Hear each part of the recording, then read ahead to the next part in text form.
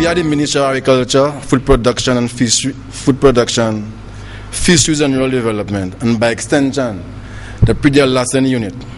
We are extremely grateful and honored for your presence here today, as your presence signals the continuation of a defense on food security, sustenance of livelihood, the livelihood of crop farmers, livestock farmers and fisher folks. And now that agriculture seems to be forging a marriage between Ministry of Health, we add nutrition security and also food safety. I mentioned those four, and I will give you a little story, especially when it relates to the food security. And I would just give you a little story about the banja, which is wild yam. When we say food security, what we mean is that we have to try to secure our foods, and we have to understand why I'm going to give the story of the banja, to highlight food security. We all grew up eating lots of banja. All of us know banja. But right now, what is happening? Less and less banja on the market, and it's not because you're not producing it. It's because of Praedial larceny. When the guys come on your farm, they go to the forest to dig the banja. They do not replant the head of the banja. So what is happening? We have less and less banja. So that little story alone should give you a little insight about food security. If we have less banja, it means we have less food. Less food means we can't feed ourselves. So that means our food is not secured. When I mentioned the whole issue of food safety, the record will show, or the survey show, that the commodity that the larcenies tend to go after is the category to do with vegetables. And we know vegetables that more chemicals, more pesticides, and a farmer sprayed tonight or yesterday, a fella passed by, as we say, take the crop, go and sell it on the market. It means that our brothers and our sisters and ourselves can get poison from such. Also, the data also show that over 26% of the produce that the larcenies, in terms of the distribution network that they use, tend to go through the village markets. So it tells us that the larcenies are always prepared, they're always in our face, and therefore we have to constantly challenge them and stage a defense. And hence the reason why we think that today the ministry places prime value on your presence here today. Praedial larceny, brothers and sisters, should no longer be viewed as a petty crime.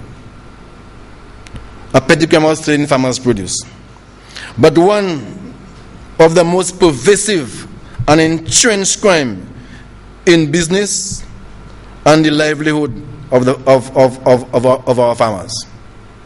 The extent of Praedial larceny and the level of risk from Praedial larceny is complicated by the extensive group of individuals who profit from Praedial larceny. That is, from the business of stealing the farmer's produce. And the known distribution channels of significance are the middlemen, the vendors, even farmers assist as far as Praedial larceny go. The restaurant business is another example. These examples reflect how Praedial larceny can penetrate a perfectly legitimate business, especially given the price, supply, and demand for local produce. This is supposed to tell us how deeply ingrained Praedial larceny is in our midst. Therefore, the Ministry of Agriculture, recognizing that as far as agricultural production is concerned, that this issue of Praedial larceny continues to be a vexing problem to farmers. And in 2008, we launched the Praedial Larceny project. We used the valleys, the three valleys, Mabia Valley, the Rosa Valley, and the Calisac Valley, as pilot valleys to demonstrate that we can do something as far as preventing Praedial larceny is concerned. We are now into the second phase of the project. And today we are going to hear a small testimony from a farmer to demonstrate how effective that unit have become. Because in some areas, for example, Deglo, Mac, I can add Bexon, farmers are limited in terms of what they can plant. Farmers were already giving up on production. And with the emergence of the Praedial Larceny Unit, we've seen that farmers have renewed their commitment to production. They are singing praises now to the Praedial larceny and the work of the unit. Therefore, we believe that we are doing a good job and it needs to be sustained. And right now, we are moving southward. The project initially concentrated lots of efforts on the community aspect of the project. We had lots of farmer watch groups, a number of activities to increase the awareness of what Praedial larceny is and the work of the Praedial Larceny Unit. But however, right now we're moving deeply into law enforcement because we understand that Praedial larceny is a crime, and we're thinking that law enforcement should be or is the focus of the unit right now. And hence the reason why we have targeted deliberately the vendors. And as we say in local palace, Sila pani situyez pani vole. And while I stand here, I want to, as we say, big up the Babono team for having targeted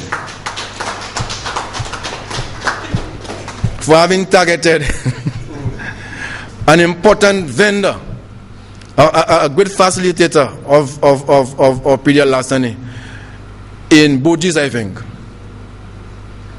Kabish. And I think this was a serious headline in a number of our local newspapers, to the extent that the radio station from St. Kitts Nevis did call us, and I say us, me that is, for an interview and for us to explain to the people of St. Kitts Nevis how we go about carrying out the activities of Praedial larceny.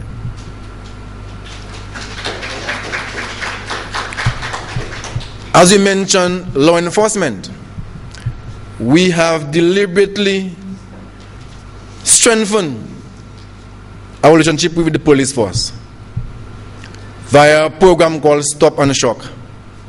And if you believe we are joking, even our permanent secretary was stopped and shocked. The Stop and Shock really is where the unit tried to, we collaborated with the police and we do a joint activity where the Praedial larceny and the police, we stop every vehicle, we search every vehicle intensely, and hence the reason why I said our PS was targeted to demonstrate that we're not easy. So we welcome again the cooperation of the police, and we think that that is the sort of marriage that we are looking for. increasingly the cooperation of the police. Having said so, I also want to place on record the cooperation of the Richmond police station and the officers. Also the Miku police station and its officers. The Ansari police officers. So therefore, we are hoping to receive even more support from the officers of the Southern District. In moving forward, we can beat our chest and say that because of the extent of our law enforcement exercise, we have over 600 reports. We have about 100 arrests. 50 of those have been sentenced to bodily, and a number of others we have settled out of court. I see my peer shaking his head because in his area, Mr. Prime Minister, I don't want to tell you he's also a farmer, but I have no choice but to tell you that today. That my PS, my Permanent Secretary. And I also know that your farm is well protected now, and that you're singing praises to the Praedial Larceny Unit. But I say that because my peers have indicated that now he can plant this dashing, now he can plant his root crops, he can plant his sweet potato. So therefore, we have to be doing something as far as our law enforcement go. In moving forward, Mr. Prime Minister, I want to make full use of your presence here today to urge you that there was a piece of legislation on act we're trying to push forward, which is the Sale of Produce Act. It is an important piece of legislation, as it makes provision for the licensing, regulation, and control of agricultural trade. That is, products derived directly from agriculture or indirectly. And unfortunately, the last administration did not really see the importance of pushing this piece of legislation forward. And I would urge you to, for your cabinet, to see how we can get this piece of legislation enacted, because it gives a lot of support to the work of the Praedial Larceny. It also would give support to another cap that I wear, that is the marketing specialist for the Ministry of Agriculture. So therefore, at the marketing unit, we would welcome the enactment of this piece of legislation, because it speaks about licensing of the vendors. So therefore, brothers and sisters, in terms of what we think can add to the present Praedial Larceny Act, is we are looking at strengthening the penalties, for example, on larcenies. We want to review the level of compensation for victims of Praedial larceny. And I said we want to stiffen the penalties to deter larcenies. As I said, we are in the south, and in the south we have just completed the employment of four new comrades to the team, and we are hoping that after today, that you will see a major blitz of activity as far as the south is concerned. The project extends from Vieux-Fort right down to Choiseul. That this is the expansion phase. The final expansion phase would be covering Soufrière and Canaries. So we're also hoping that that when it does come about, we are going to have what is called a fully national national team of officers that would lend support and also the confidence of our farmers in agricultural production. I wish to say that it is very important for us to continue to develop the Praedial Larceny program, because our government has recognized that food production has to be at the top of our priority list if we are to make inroads in our development agenda. Our government recognizes that despite all of the other programs and projects, all of them are important, but we need to continue to focus on rural development. We need to continue to strengthen our farmer organizations, and we need to continue to give farmers the confidence that they can produce not only for our domestic market, not only for our people in St. Lucia, but to produce for export. I need to remind you that in 2010-2011, St. Lucia spent $351 to $355 million just to import food. $351 to $355 million just to import food. And our government recognizes that if we can make just a small dent in this $300 million import figure, if we can make just a small dent, we know that we can create jobs for our farmers. We know that we can improve the life of our people in the rural community. So we are very serious about this, and we will continue to support you. We also know that food safety and food production, these are the buzzwords of governments throughout the Caribbean and throughout the developing world. And that is why our Prime Minister and Minister for Finance, in his wisdom, changed the ministry, the name of the ministry, from simply agriculture to food production, to include food production and rural development. I can assure you that discussions have been held with the Ministry of the Public Service, and just recently I held a meeting with the Minister for the Public Service to see how best we can change the structure of the ministry to include various nomenclature to give full effect to the new name of our ministry, Ministry of Food Production, Rural Development, Fisheries, and so on. I want to tell you that this name gives an indication of the intent of our government to make food production very, very pivotal in the working of our ministry. I want to say further that the OECS single market and economy begs for investment in food production. We are living in a world where the islands of the OECS present us with tremendous opportunities for our farmers, and we need to take it seriously. Our fisheries subsector, you have seen the intentions of our government, and in this year's budget, you notice that the government has placed tremendous resources to help develop the fisheries subsector.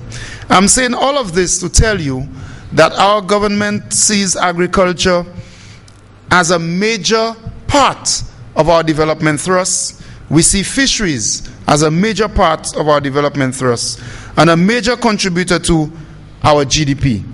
And that is why the Praedial Larceny project is so important. And that is why the confidence that our farmers and our fishers will get and will continue to get is so important. So I say to you, we are supporting you, and we will continue to do so.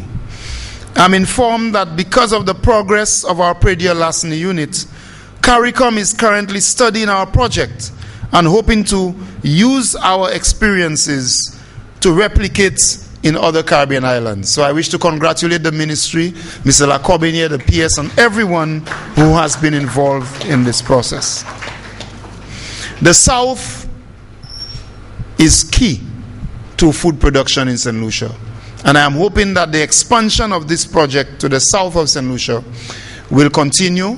I know that the budget does not or the budget did not give us the kind of latitude that we need to employ even more individuals from the south. So I simply want to say to you how happy we are.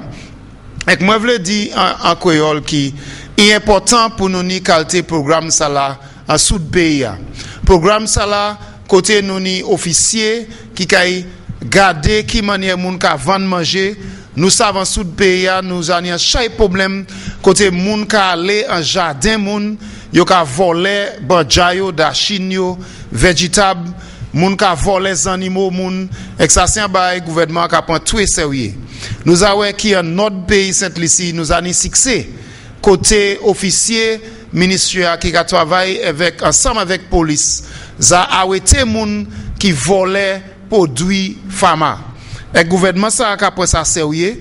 Moi content parce que depuis combien d'années qui passé depuis 2005 nous ouais côté qui les monsieur Ignatius Jean c'était ministre agricole gouvernement a gardé loi avec aller changer loi pour nous make sure qui pharma pas perdre les animaux et pour moun pas continuer voler dans oui pharma. Comme ça moi bien content qui nous qu'a fait programme dans sud pays avec pharma qui en sud pays qui joué dans soulagement parce que c'est officier qui gardé yo qui du bout de machine yo qui passer pour qui est-ce qui vendre dans oui qui côté yo joindre dans oui avec nous voulons du bout des affaires moun qui aller voler manger avec dans oui pharma.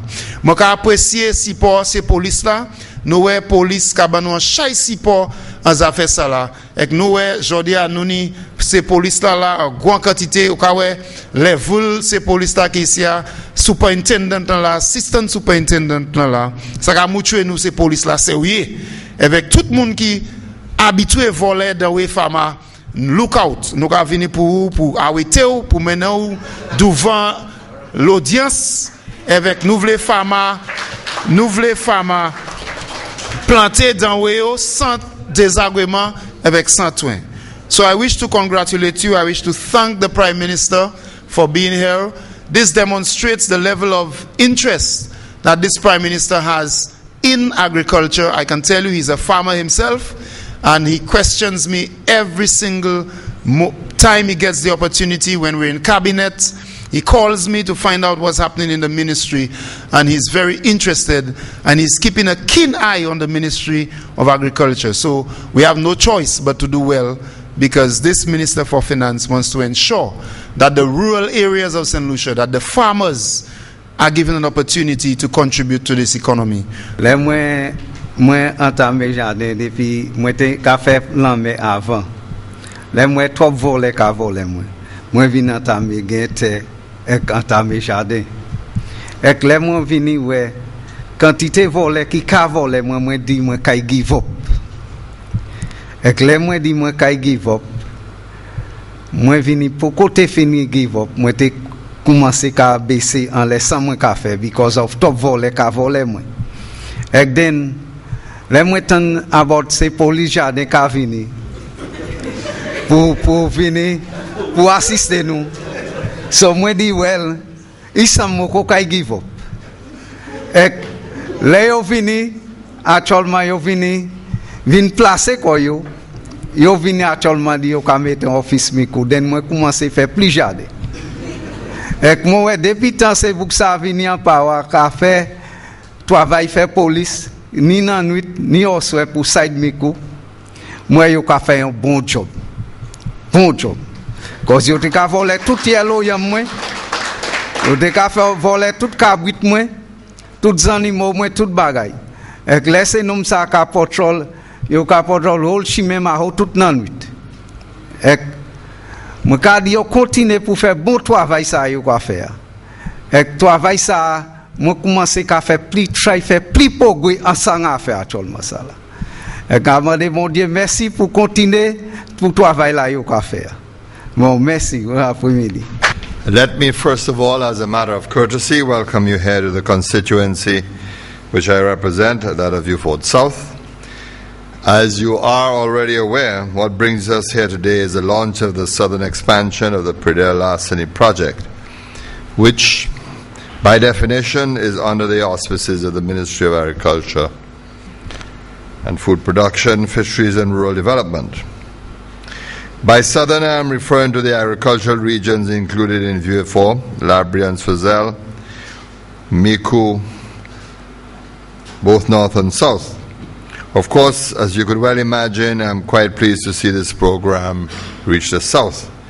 So even while my constituency is not heavily agricultural, the entire southwest coast still has strong roots in agriculture and fisheries for sustaining livelihoods. I should immediately point out that this project's arrival in the south does not suggest in any way a preferential treatment by the Minister of Agriculture, who is also the parliamentary representative for Vieux Fort North. In fact, this Praedial Larceny project represents an initiative that had its roots far back during my last term in office. And I think the Minister was absolutely correct to invoke the contribution of the former Minister of Agriculture, Minister Ignatius Jean, because he really was the pioneer, the person who pushed this project, who sourced funding initially from the FAO and saw to it that we enacted the legislation sometime in 2006. So I think due credit must be given to his efforts, and that it is good and right that we should recognize his efforts as well as the efforts of his successor, Minister Ezekiel Joseph, who carried on from where we left off in 2006, operationalizing the unit. And so to those gentlemen, I pay due regard and due respect. In fact, this was a project whose funding, after the funding of the FAO had become exhausted, was sourced through the European Union Special Framework of Assistance, SFA 2001, and as I indicated earlier, became operational through the predecessor minister in 2008. And during this time, the project was piloted in the banana belt regions of Roseau, Cul-de-Sac, and Mabuya. So what we are witnessing here today is a second expansion phase under what is a 3-year program. The project has already reached the areas of Babono and Miku in year 1, and this year we have now arrived into the southern and southwestern region. During the triennium, the program will see further expansion, so that by next year the entire island will be enveloped into a national initiative. This project represents an investment of over $500,000, money that is being sourced through bond financing at this stage. But some members of the public may ask, why should the government spend so much money in what is perceived by some, and I want to emphasize very wrongly and very incorrectly, as a weakening agricultural sector, especially given the tight fiscal situation we are presently in. I want to suggest to the Ministry of Agriculture, the fight to ensure the sustainability of the sector is also a fight to convince St. Lucians that hope is not lost in the sector, that our population need to make a psychological adjustment, that they need the agriculture now more than agricultural sector now more than ever before, because all the indications are at the international level that the issue of food security is going to continue to haunt all of us throughout the globe in the years ahead. And I think the warning signs are evident, and it is vital that we begin to prepare. In fact, consumers may have noted in recent weeks an increase in certain food items, especially grains, and that is due in large measure to a major shortfall of production in the United States. Now more than ever before again, and I repeat that language, the Ministry of Agriculture has to work with our health department to convince our people that the best foods to eat are what we produce, and that there's no harm in eating our fair share of baja or dashin or tanya, provided that we eat it in the right measure and in the right amount. And so the battle for us has to be not just in terms of resources, but also psychological. Immediately, as I hinted, I must respond to all the doubters that this government is absolutely committed to the agriculture, fisheries and food production sectors in this country.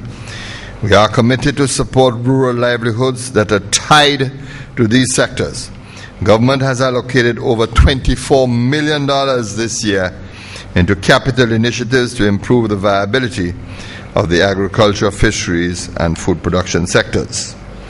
You would have witnessed the ministry's effective handling of the black sigatoka disease, and you saw us sowing the seeds of the future within the sector with the launch of the Youth Agricultural Entrepreneurship Project in Mabuya a few months ago, a project conceptualized by the former administration, but a project to which we are absolutely committed. May I perhaps take a few moments to congratulate the Minister and his team for the exceedingly effective work done in controlling black sigatoka. I know that we are entering into an exceptionally delicate period with the rains, and our efforts will have to be redoubled. But those little successes attract my own comments, because I know that quite often you too are not praised for the good work that you do.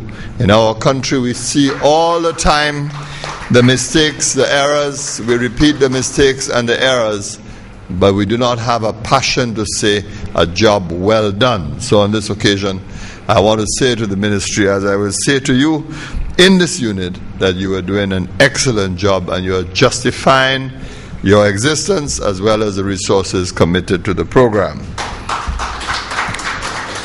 So this project is also a plank in this thrust to give agro-entrepreneurs and the farming community the confidence to redevelop the fields and operations and get back into business.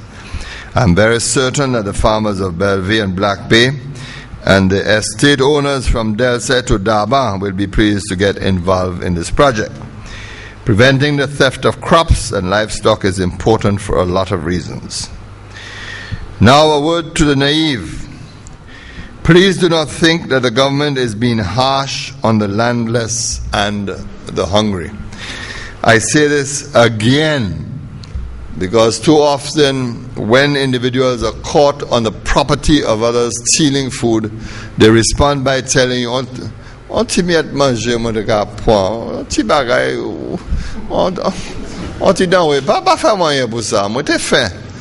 the point is, had they asked, I'm sure that the generosity of the farmers would have spoken, but what is wrong in this country is the impunity with which people steal and take things from others. We have lost the ability to ask for things. And I'm certain in my heart that any individual who approaches a farmer or a landowner and says, may I have some breadfruits, he would not be denied, because that is denial is inconsistent with the culture that we have developed over the years, because we understand what it means to be our brother's keeper. And I shall come back to that in a few minutes. The lot of people who engage in Praedial larceny do so to make a profit at the expense of others. At times they even have their own lands as well. And it's not those who just roam seeking to steal, to sell. Some persons who have lands, they too engage in the practice. And in fact, those who have lands and engage in practice need to be punished even more than those without lands, because basically they should know better. Take the struggle of some of the fisher folk in my constituency, for example. Some end up having a hard time trying to keep their catch in their fish pots and not in the hands of others. Theft, whether on the seas or on land, is simply wrong. No one should condone it or sympathize with its perpetrators. As any society that is serious about its growth and development, we must uphold the laws that protect each other's property. Notwithstanding, ladies and gentlemen, what we can do now, we shall do now. As such, we want to intervene on the land, as it were, to protect the crops and livestock of our farmers. However, this project recognizes that the farming community must cooperate from inception if we are to gain results. The people in the community usually know the culprits. Everyone now carries a mobile phone. So if you see suspicious activity, make a call to the Praedial Larceny Unit. You may think it's not your ground provisions today, but it may be your chickens tomorrow. We are told, what you sow is what you reap. What we must say to those engaging in Praedial larceny: reap only what you sow, or else you may end up in the police jeep. I say it again. The business of people stealing crops and livestock from lands that do not belong to them is everyone's business. Of course, after I heard the minister and Mr. Corbiniere, I understood why I was invited here. I kept on asking myself, but why do they want me to come and speak on a day which is a day for my constituency business? Was it simply courtesy? So I've discovered that the minister wants me to give more money to Praedial larceny, and then Mr. Corbiniere wants me to spearhead the enactment of legislation. I have developed a habit that when I get invitations like this, I ask my staff to find out why it is they want me to come. What are they up to? But on a serious note, I want to reassure Mr. Corbiniere and the unit that we will press ahead with the proposed sale of agricultural products legislation. That legislation has been in the offing for over 10 years. Again, it goes back to former Minister Ignatius Jean, and I certainly support its enactment and will do my very best to ensure that it reaches Parliament, because we are only handling one end of the problem. The fact is that while you intercept, apprehend, and charge persons stealing from farmers, at the other end are those who engage in the retailing of these products, who unwittingly and sometimes knowingly obtain these goods from the individuals who engage in the practice, but give them even support and succor by making those items available on the market. So I want to reassure you that I fully support the modernization of the legislation to give you the support that you require. As I have hinted, I am aware that this Praedial larceny project will depend heavily on the gradual change of culture and attitudes, and especially it will mean that more farmers will have to organize themselves to look after each other's interests. While there are some good, solid success stories, we are nowhere near where we need to be in terms of strong farmers' associations. Of course, the other question that must be asked is how all this will be measured to determine its impact. I must tell you, I found the statistics this morning to be impressive. So, we have seen results in the areas of reporting and arrests. Again, there is a need for legislation that will apply suitable penalties to offenders. However, the hope, of course, is that the results can be measured through increased production within the agricultural sector, with more farmers and landowners having the confidence to become more active in the agricultural sector.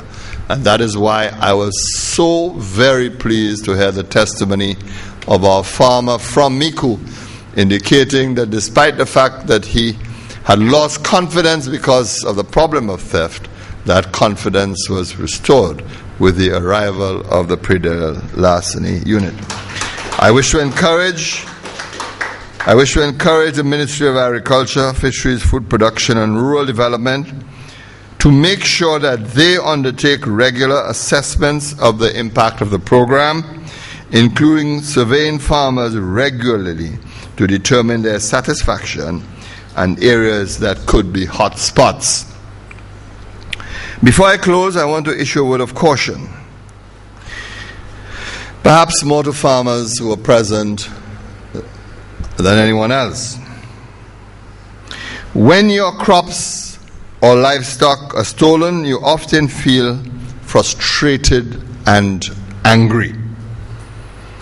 It is worse when the act is done by the same perpetrators over and over again.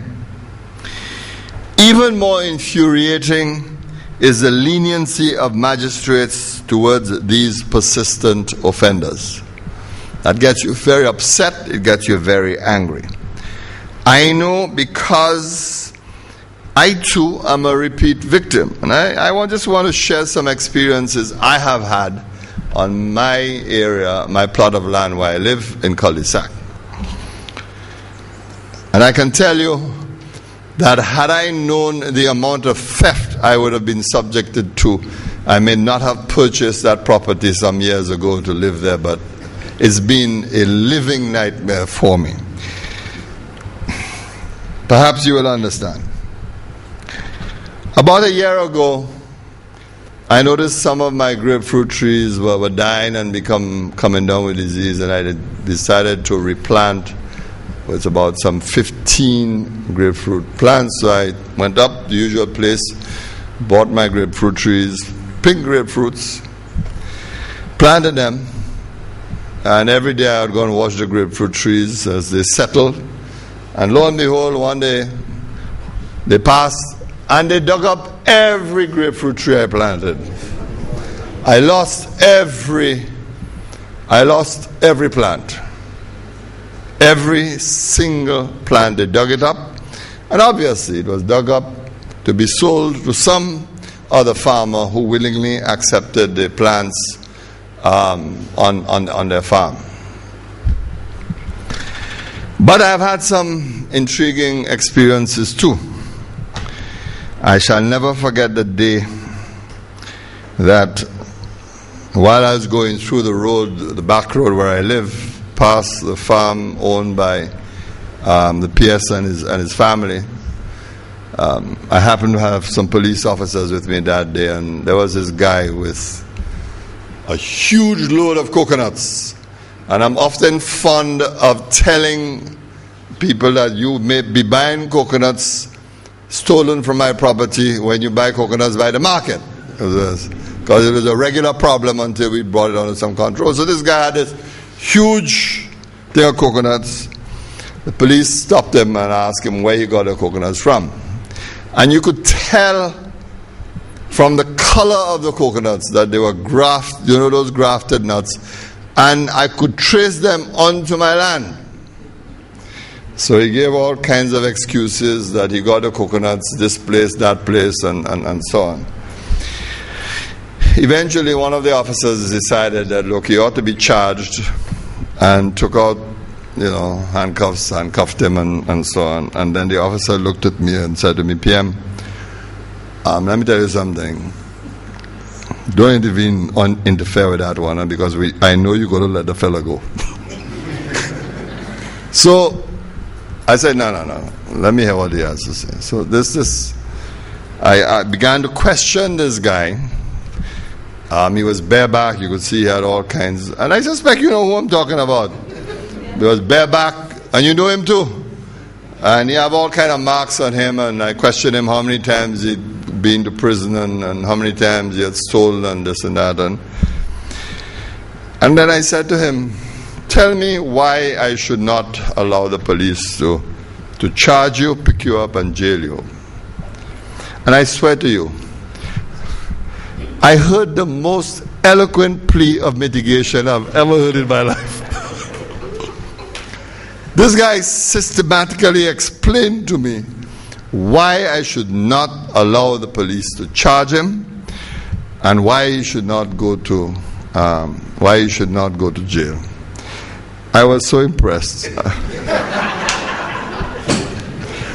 I was so impressed, I ordered the police to remove the handcuffs and let him go. But that didn't deter him. That did not deter him, because within days he was soon back plundering other crops growing on the property. And I'm certain that there are farmers who can tell you their own individual stories. My point is that when you have these repeat offenses, repeat offenders, you feel a certain amount of helplessness. These are the moments when you feel the system can do nothing, and then you proceed to take the law in your hands. You allow your anger at the outrage to speak for you rather than the law. And this is where I want to tell you that no matter how angry you may be, I urge you to resist the temptation to take the law into your hands. The point is, at long last, we now have a special unit that you can call for help. That is one of the principal reasons why the law should not be taken into your own hands. When I speak to the farmers in my area, quite often I have to calm them and caution them and say, I know you're angry, I know you feel let down, but there's a unit now, and call that unit and have a discussion with them. It is better for the law to suffer disrepute than for you to be its victim. And if you don't understand what I'm trying to say, perhaps I should explain. I simply mean that it is better for you to feel that the law lets you down because trust. And the key to all of it is the question of the response time. That you need to respond very quickly, because the chain of unlawfulness can in fact move very, very fast, can move very expeditiously from the theft on the property into the hands of the vendor for the marketplace the very next day or within hours. So I want to compliment this initiative, compliment the ministry, and to emphasize how pleased I am that it is a multi-sectoral approach. I know it involves the communities, farmers, and the justice system, including the police, and I'm very heartened by the presence of the senior command of the police force here today. Its success greatly depends on public education and sensitization, and I encourage the program coordinators to keep that top of their agenda. In closing, I really want to wish and to thank those of you who are working with the unit, whether directly or indirectly, for your hard work, your tenacity, your patience and commitment thus far. You are making your country a better place by your actions. And you, whether you realize it or not, are helping to restore hope and confidence to our battered farmers. And for that, I especially want to say that you may not even understand how critical and crucial your work is, but at the same time, nothing can restore hope in this industry than that single word, confidence. And you are part of that process. And so, without further ado, I wish to commend this initiative and trust that it will see results for the farming community, for landowners, and for the country as a whole. I repeat, in me, you will receive not just words, but support, and you have a friend and an ally. Thank you, and I wish you a good day.